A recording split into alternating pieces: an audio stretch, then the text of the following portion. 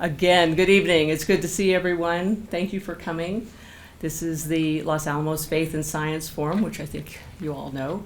And tonight we're very blessed to have Dr. Nels Hoffman give us a presentation on SETI, UFOs, and the Heavenly Host to say. So would you all join me in welcoming Dr. Nels Hoffman?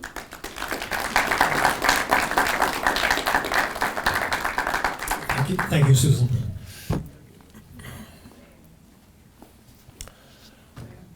Minds Beyond Earth.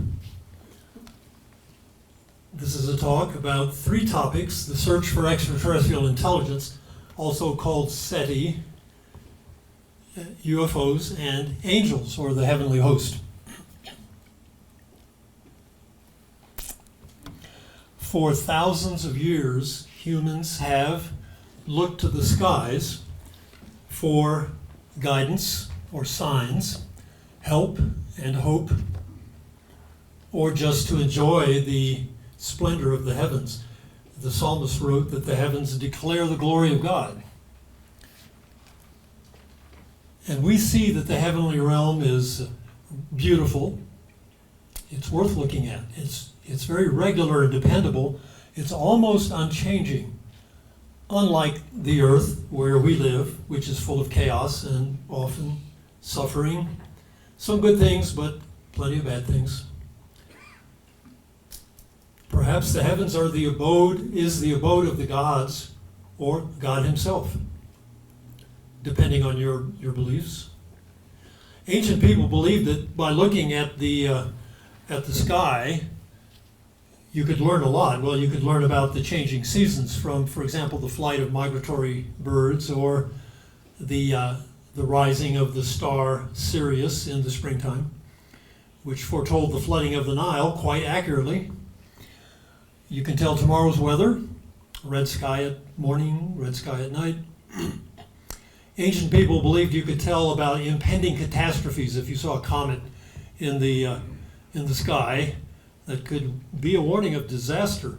They also believed that you could learn about the birth, death, and fortunes of royalty from the stars. We would no longer go along with them in that belief, but they believed that the sky was full of signs and was full of beings. In fact, that those heavenly bodies were in many cases actual gods, actual divine beings. What we call the planets, they gave the names of divinities.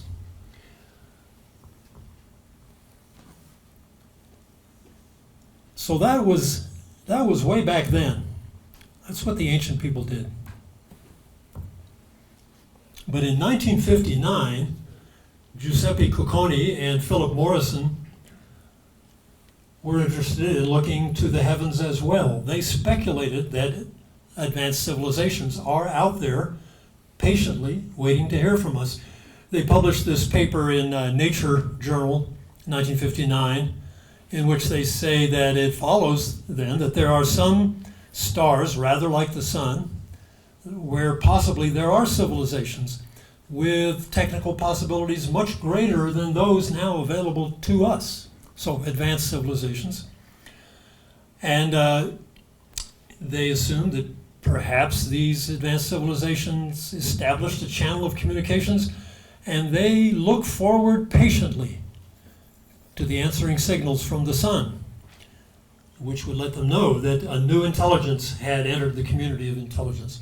So this was their guiding vision, and they proposed a search of stars similar to the sun within 15 light years distance, and they picked a particular radio wavelength that they thought would be worth tuning into, and they suggested, well, you should look for maybe a sequence of small prime numbers. If you hear a cluster of pulses that come in clusters of prime numbers, 3, 5, 7, 11, 13, 17, 19, there's no natural process that would create such a signal. So that kind of thing might be a pretty straightforward way to get in touch with another civilization.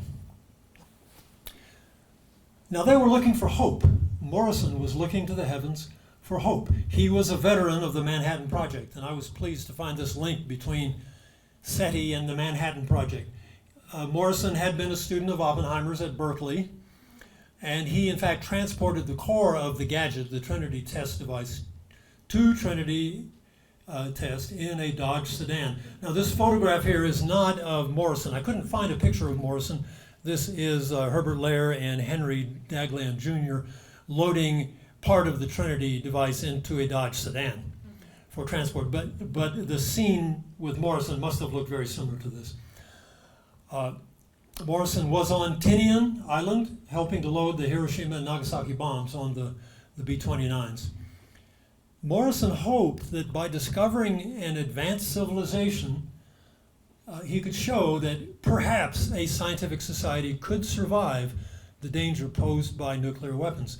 Morrison wrote an article 20 years after that first Nature publication, and he quoted Arthur C. Clarke, the science fiction author. Clarke had a similar hope, knowing that some advanced civilization had passed their nuclear crisis would give us renewed hope. It would help dispel present nagging doubts about the survival value of intelligence. So I think that's a nice bit of humility from Arthur Clarke on the subject of intelligence. So here we are, so many thousands of years later, still looking to the heavens for hope. At that same time, or shortly thereafter, Frank Drake, who was at the National Radio Astronomy Observatory at the time, started a very small-scale secret project to look for interstellar radio transmissions. He called this Project OZMA. He may have been aware of that Nature publication. And so he began a program observing a couple of nearby stars that are similar to the sun. And so for 6 hours a day for a few months in 1960, then he tuned his receiver's frequency near this 21 centimeter line of interstellar hydrogen and scanned a 100 hertz wide bandwidth up and down the dial, looking for radio power packed into a very narrow bandwidth. That again would be a highly artificial kind of a signal, something that natural processes would not produce. He used existing technology, and the estimate is that the total cost of this project was about $2,000. So he did this on the cheap and secretly, not wanting to attract attention, and frankly, perhaps a little worried about being embarrassed by other people discovering what he was doing. And then, by 1975, the federal government began supporting the search for extraterrestrial intelligence. For almost 20 years, the government spent money on this search by NASA, amounting to about $55 million over the entire period of time. So I work at the lab, many of us do. Let's look at a funding profile here. Here is the amount of dollars spent year by year, well less than $2 million here in the early days. By 1982, Senator William Proxmire killed the funding for this program. If you're as old as I am, you may remember Senator Proxmire, who was valiant in searching out wasteful government spending and bringing it to an end. Well, Carl Sagan visited Proxmire and somehow convinced Proxmire to back off, and so funding was restored in 1983 and continued for a while, and then finally started to get serious here in 1989, amounting to over $10 million a year here by the early 90s, and at this point they were building special purpose receivers specially suited for this, until another senator, Richard Bryan, also on the lookout for wasteful spending, killed the program. At this point, Carl Sagan was extremely unwell, and he died a few years later. If he had been healthier or lived longer, perhaps he could have once again exercised some magic to keep the program going. Oh, here's one of the antennae used in that search. Today, SETI continues with private funding. So there is the SETI Institute. They They're based, I think, in Mountain View, California, and they have a very nice website with all kinds of information and very nice graphics, as you see one example here. They're funded by, private wealth, and they actually they don't have that many full-time staff, but they collaborate with many serious scientific researchers who are involved in searching for life in the field of astrobiology, looking for at least microorganisms or signs of life on planets, moons other than the Earth. There are other programs than the SETI Institute. There's something called the Breakthrough Initiative, again, privately funded. The Breakthrough Initiative partners with SETI. Here is a press release from May of this year, and a nice photograph of the VLA down near Socorro, New Mexico, and a description of the kind of search that they are going to get involved with. It's called the Cosmic Project, and Cosmic will look for very narrow band signals, 1 hertz wide. And as I said a little while ago, it's postulated that artificial signals will be uniquely narrow band. It's the way we humans communicate. We pack a lot of energy into a very narrow band of frequencies. We do skip around from frequency to frequency these days as a means of keeping communication secure. Nevertheless, if you find a signal that's very strong in a narrow bandwidth, that's got to be artificial. So that's what they're looking for. There are other projects like this. The Galileo project is headed by Professor Avi Loeb at Harvard University. Loeb is the founding director of Harvard's Black Hole Initiative, the director of the Institute for Theory and Computation at Harvard-Smithsonian, former chair of the astronomy department at Harvard. I mean, this guy has credentials, but he has established this Galileo project to look for physical evidence of extraterrestrial technology. Okay, not just radio signals, but actual chunks of stuff, perhaps, that might have come from minds beyond Earth. It says the goal here is to bring the search for extraterrestrial technological signatures of extraterrestrial technological civilizations, that's an ETC, into the mainstream of transparent, validated, systematic scientific research. Okay, so there's a lot of activity, sometimes funded by the government, at least involving serious scientists looking for minds beyond Earth. But I think this raises the question of whether aliens, minds beyond Earth, are not simply waiting for us to find them. So let's think about that. Let's talk about UFOs. As I assume you're well aware. What's that? Stay closer to your microphone so we can record you. Oh, this microphone. Yeah. As I imagine most of you are aware, UFOs are a mainstay of popular culture. Whether they exist or not, people are certainly fascinated by the possibility. And in fact, people persistently report strange experiences with objects and agents from the sky, or perhaps from some other dimension, but from someplace else. Here is the cover of a publication from 1926. This is Amazing Stories, a science fiction magazine from 1926 showing a UFO and then some earthlings presumably in a greenhouse-like contraption. I think one of them is shaking his fist at that UFO, and that might be a gun that they're getting ready to point at it. Not sure. By 1930, close to 100 years ago, we already knew what flying saucers and spaceships were supposed to look like. So here's a clipping from the Buck Rogers comic strip of November 1932 showing some kinds of spacecraft blasting away at adversaries on the ground, using something that looked like laser beams, actually. Here on the right is the cover of a different publication. This is Astounding Stories, not Amazing Stories, from 1930. And you see a spacecraft looking something like a flying saucer flying around near asteroids and planets.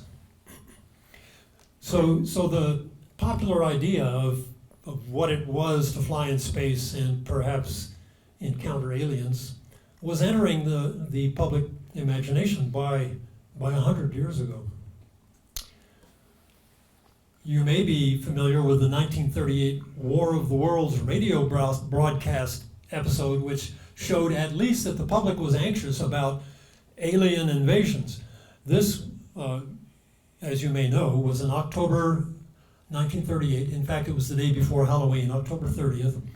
A radio episode directed and narrated by the actor Orson Welles, based on a novel published in 1897 by H.G. Wells about a Martian invasion of the Earth. And this episode is famous for inciting a panic among members of the listening audience, some of whom dialed in late to the show and didn't hear the introduction that this is just a dramatization of H.G. Wells' story, and thought an actual Martian invasion was going on, because the episode was broadcast by Wells in the voice of a radio news broadcaster. So it sounds like a blow-by-blow radio news account of this weird invasion. Some people may have missed both that it was a dramatization and that those were Martians, and had thought it was an invasion. And this was 1938. There was plenty of anxiety about the impending war in Europe. Now, it's possible that the extent of the panic was exaggerated by newspapers in order to discredit radio. So even way back in 1938, one news medium was worried that a new news medium was taking listeners and taking audience away. Of course, we know this kind of thing is still going on as news media worry about the influence of the internet, and so the same kind of anxiety was going on back in 1938. Here is a clipping from New York Times, which apparently really played up the so-called panic. And here is a photograph of Orson Welles. He's 23 years old. He caused all this trouble. He's explaining to the reporters that he had not intended to cause panic. So, once again, you see that even back in the 1930s, people knew what it was to worry about aliens and flying saucers. Now, the current kind of interest that we see in UFOs really blossomed since the end of World War II, which that was 1945, the end of the war. There was a media frenzy surrounding the reports on June 24th, 1947, that a civilian pilot reported seeing 9 objects flying in formation near Mount Rainier. And then there were hundreds of copycat reports that followed during the summer of 1947 from around the United States. And by the way, 1947 was when the Roswell incident occurred, the recovery of some debris near Roswell, New Mexico. That incident didn't draw a lot of attention at the time, but we'll talk about that in just in a few slides. It resurfaced some years later. Hundreds of copycat reports in 1947. You see a clipping here from a newspaper saying more flying saucers are being seen. Men of science are being interviewed, being asked what they think is going on. Here, the Army Air Corps was getting P-51 fighter planes ready to go intercept these flying discs. Hundreds of copycat reports. Is that some kind of mass panic? Was it post-war fear of communist influence? Was it anxiety about nuclear weapons? Philip Morrison was worried about nuclear weapons. There were certainly new and unfamiliar aircraft being tested at that point. Jet aircraft were coming into service around that time. Was it some kind of quasi-religious sentiment, a sort of a fervor for something new? Or was it something else altogether? Could there have been something really strange going on that triggered all those reports? Well, since that time, there has been a succession of government projects and offices that have investigated UFOs, unidentified flying objects, UFOs. Or today, we call them UAPs, unidentified aerial phenomena, but actually now it's unidentified anomalous phenomena, because these things don't just happen in the air, they might happen in the water too. Here are some of the projects carried out by the Department of Defense, beginning even in 1947. Project Sign, Project Grudge, Project Blue Book ran for 17 years, quite a well-known project, and their science advisor was J. Allen Hynek, an astronomer, who wrote a book called Close Encounters, based on his experience. There was a hiatus from 1969 to 2007. As far as we know, there was a hiatus, let's put it that way. When the new program began, this UAPTF started in 2017. But now we have had the National Defense Authorization Act of 2022, and which was passed in 2021, I believe. And it requires the Office of the Director of National Intelligence to file an annual report about UAPs, and it's led to the establishment of the ARRO, the All-Domain Anomaly Resolution Office, ARRO, in the Department of Defense, whose job it is to collect and try to resolve reports of UAPs.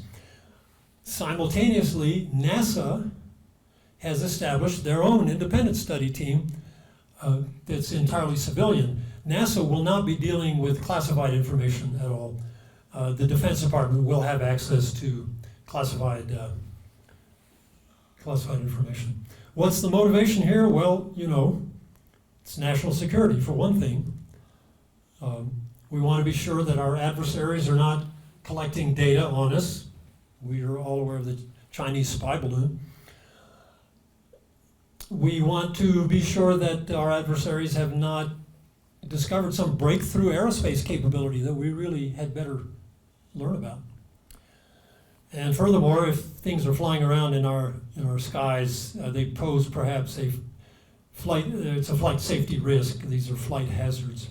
And then finally, science, I think, which is perhaps what you would call just the kind of curiosity about what these things could actually be, if there is more going on here than can be simply explained. So, as I mentioned, this 2022, or the Defense Authorization Act of 2022 requires this annual report from ODNI. Their first report in 2022, which you can download online, catalogs 510 total UAP reports. There are no good stories in this report, okay? I mean, if you're going to download this report and think you're going to read some really cool stuff about UFOs, I'm sorry to disappoint you. It is basically a listing of numbers of reports and what has been done with these reports.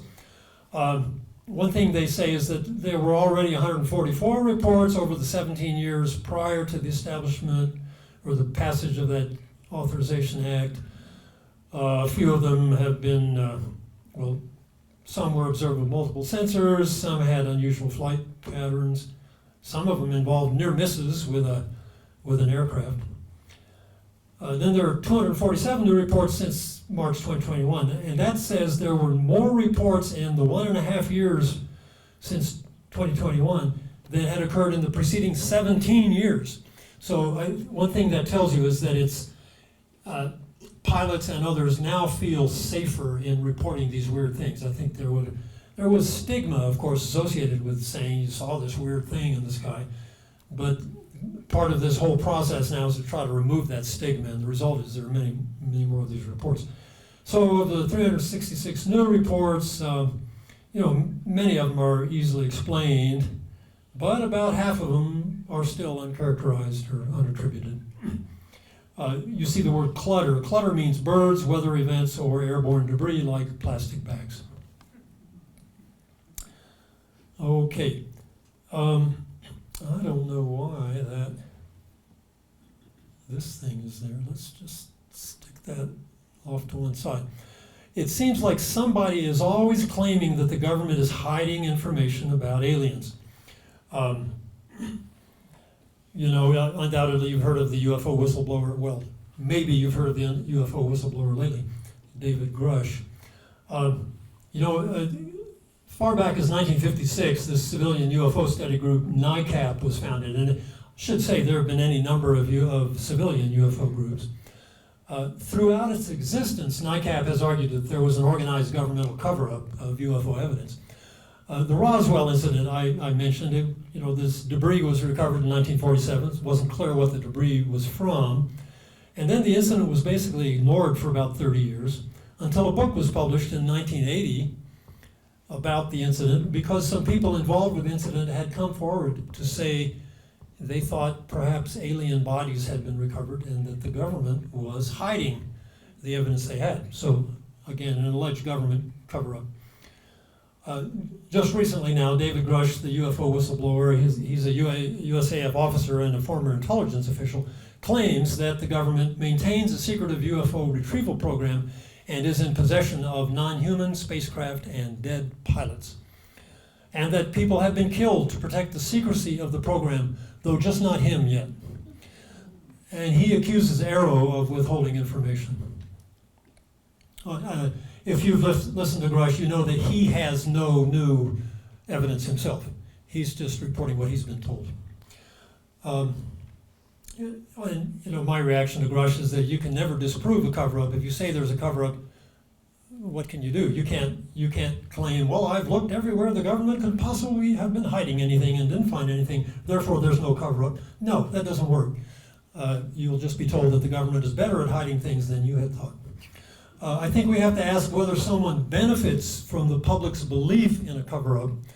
And I think there are perhaps groups who would benefit from the popular belief that the clandestine organizations in the government are not to be trusted and are lying and hiding important things.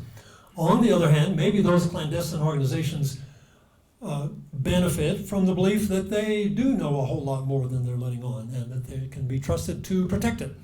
So maybe everybody benefits from the public's belief. Okay, well, I can't mention the subject of UFOs without telling a story. So, here, insert favorite UFO story at this point. And there are thousands and thousands of such things. If you are at all interested in the phenomenon of UFOs, just go online, start looking. You'll find all kinds of great stuff. So, to me, way more impressive than David Grush, the UFO whistleblower, are these two guys from Taos, New Mexico. Okay. These are two bow hunters from Taos. Josh Brinkley on the left and Daniel Lucero on the right. They were hunting for elk on Cerro de la Hoya, northwest of Taos. Cerro de la Hoya is one of those big shield volcanoes like San Antonio Mountain or Ute Mountain that you pass as you drive from Taos on North Colorado to San Luis, Fort Garland. They were hunting for elk on the 1st of September 2019, Cerro de la Hoya. There's a caldera at the top of the mountain. And Josh Brinkley reports that he noticed two figures on his side of the caldera. They were very tall, standing side by side, staring right at me. The shape that would be like their heads, it looked like they had huge hoods on, and it looked like two ribbons coming off either side to a point at the top and bottom. And here he is drawn. He has his notebook there where he has written his account and he's drawn pictures of what he saw. That was Brinkley. Lucero was not with him at that point. They had separated. Lucero did say when Brinkley came back, he said he was clearly agitated. He was moving in a noisy way, which is not the way you move when you're hunting. And he knew Brinkley was upset. He'd seen something. They left. They came back the next day, 2nd of September, and both of them, as they were driving, saw a big tent structure like a circus tent, 50 to 60 feet tall. When they topped the hill, though, it was gone, just gone. Now, if you know hunters, perhaps you are a hunter. If you know bow hunters, especially, they tend to be really serious guys, you know, not perhaps given to flights of fancy. On the other hand, these guys they work construction, and they have done construction for movie sets. And I just think, well, could it be they heard somebody pitching a science fiction movie idea, and somehow this became entrenched in their imaginations? I don't know. Anyway, I like stories like this because they're not getting famous from this. No secret organization is benefiting from this kind of thing. This is in the Taos News. You can go to the Taos News, has a nice website. They're on the website. I've got the link here at the bottom of the page. And these slides will be on the web if you want to pursue this story. Well, we know that UFOs and aliens keep gripping the popular imagination. The E.T. movie by Steven Spielberg, it's now 40 years old. It came out in 1982. But it's just a good example of how popular the idea of extraterrestrials is. Area 51 was... a lot of people decided it would be a good idea to storm Area 51 a few years ago. The SETI Institute pointed out 5 reasons not to do that. The SETI Institute is very good about trying to debunk popular imaginative ideas about UFOs and try to keep things objective and scientific. The X-Files was a popular series. Stranger Things is a current series that focuses on weird activities associated with other dimensions, not necessarily distant intergalactic locations, but other dimensions. But that sort of counts.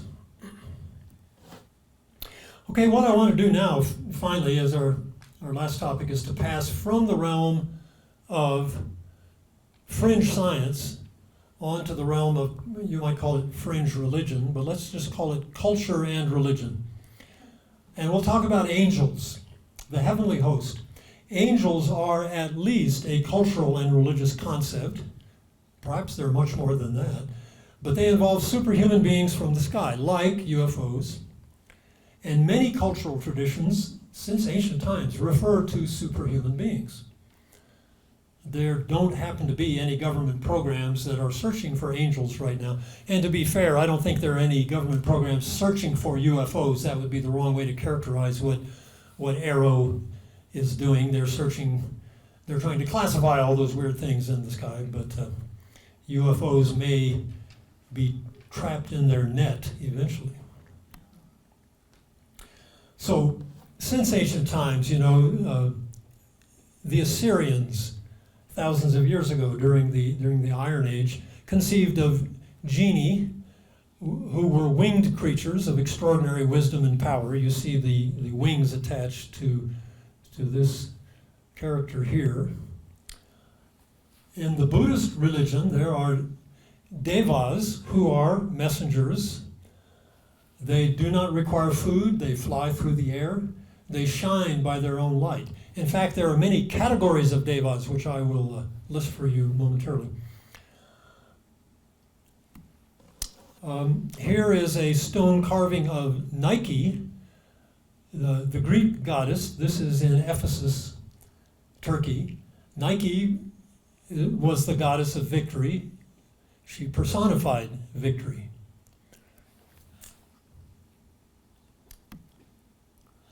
A bit more about the Buddhist devas. They come in, there are 3 levels of them. Devas of the Arupya Dhatu, Rupa Dhatu, and Kama Dhatu. The highest level here is Arupya Dhatu. These devas have no physical form or location. They dwell in meditation on formless subjects. They do not interact with the rest of the universe. Here at this second level, these devas have physical forms, but they are genderless and passionless. And they are actually subdivided into four subdivided groups, depending on some of their attributes and what their tasks are. For example, to guard and protect Buddhism on earth. And then the lowest level here are the devas of the Kamadhatu. They have physical forms, and they're similar to humans, but they are larger than humans. And they lead the same sort of lives that humans do, though they are longer lived and generally more content. And again, there are numerous levels. There are at least 6 or 7 levels of these devas. So it's pretty elaborate angelology, let's call it. And of course, in Jewish and Christian tradition, there is a hierarchy of the heavenly host. There is one or perhaps more archangels. The archangel Michael is mentioned in the Bible. And other writings, I think the book of Enoch, for example, mentions other archangels who are at the top of the hierarchy. Then there are angels at a level below that. Then there are fallen angels who are acting in contrary to God's will. Then there are these beings called Nephilim and Rephaim. The Nephilim are the offspring of angels and humans, something intermediate between angels and humans. They are described in the Bible, in Genesis. And there's a similar concept in Greek mythology where a number of the actors in Greek mythology, such as Hercules and Atlas, and I believe Perseus and several others, are semi-divine in the sense that one parent is supernatural, the other parent is human. And so that's a similar concept to the Nephilim. The Rephaim are a little bit ambiguous. They are perhaps ghosts or spirits or shades, but perhaps they're giants, something like the Nephilim. So it's a little, I had a little trouble distinguishing them entirely from Nephilim. The angels are described as servants of God and watchers of humanity. The psalmist says to the angels, "Praise the Lord, you his angels, you mighty ones who do his bidding, who obey his word." Those are God's angels. In Daniel, I think this might be Nebuchadnezzar speaking here, "I saw in the visions of my head as I lay in bed, and behold, a watcher, a holy one, came down from heaven." In the Gospel of Matthew, this is Jesus talking. Jesus is explaining one of his parables, and he says, "The harvest is the end of the world, and the reapers are the angels. The Son of Man shall send forth his angels, and they shall gather out of his kingdom all things that offend, and them which do iniquity, and cast them into a furnace of fire." So the angels will do the heavy lifting and the dirty work there at the end times. Now, it's easy to see similarities between some religious episodes and extraterrestrial encounters. So here is a painting from India of a Vimana, which is a flying chariot or a flying palace, which such things are discussed in Hindu scriptures.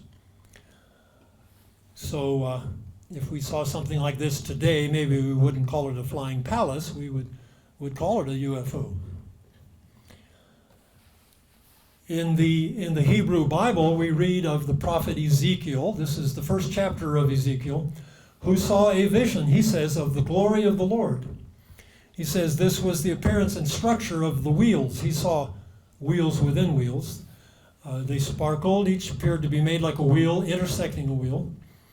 The wheels did not change directions as the creatures went, and so forth. There's quite a lot of description in the first chapter. Now here's an artist's concept, quite a recent drawing by someone who's trying to interpret what this Iron Age Judean is trying to describe.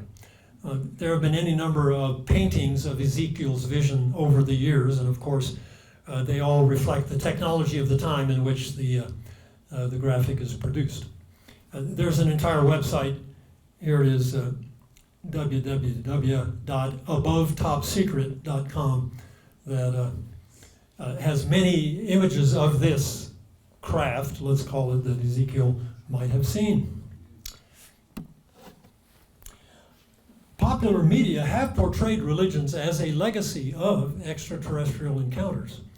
You may be aware of the book by Eric von Daniken, who wrote this book, Chariots of the Gods, Unsolved Mysteries of the Past, published in 1969. And as I say here, 70 million copies of this book have been sold as of 2017. That's a huge number of books, of course. Now, what von Daniken claimed is that extraterrestrials or ancient astronauts visited the Earth and influenced early human culture. And he attributes many archaeological items to alien technology. Now, von Daniken's writings, he's written several books. He's been heavily criticized for factual and logical errors and sloppy writings. And frankly, I think he just underestimates the abilities of ancient humans. I think ancient humans were quite capable of carving large blocks of stone and carrying them long distances. But as the host of the History Channel series Ancient Aliens says, or in this meme, I'm not saying it's aliens, but it's aliens. Von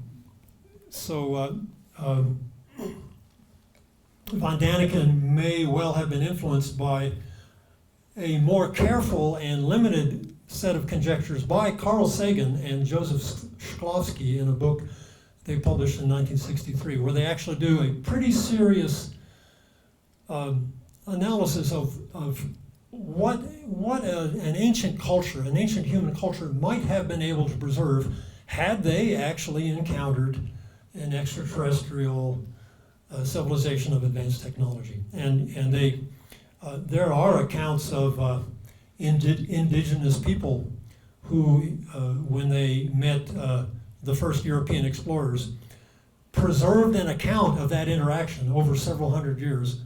And you can go back and see that although they preserved it in oral tradition, handing it down, they did a pretty good job for at least several hundred years. So this is the kind of thing Sagan and Shklovsky tried to analyze. And but von Daniken carries this to absurd lengths, I think. Here, and this current series, Ancient Aliens, builds on von Daniken. Here is a little image from one of their episodes titled Spacecraft Brought Hieroglyphics to Ancient Egypt. And there's a great graphic of a UFO descending with hieroglyphs all around it. And it's cool, you know, it's really